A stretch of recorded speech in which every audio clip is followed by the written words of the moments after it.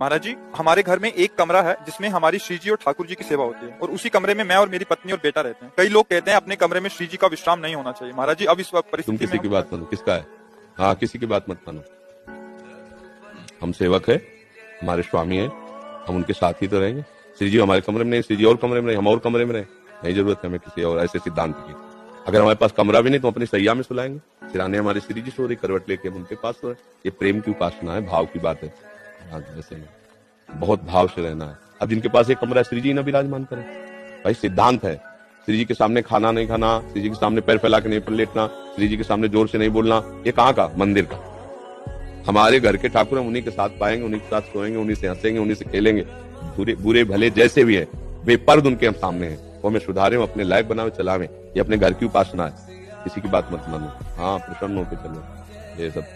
ये सब बाहरी बातें हैं। अपने प्रेम में बाहरी बातें नहीं होती।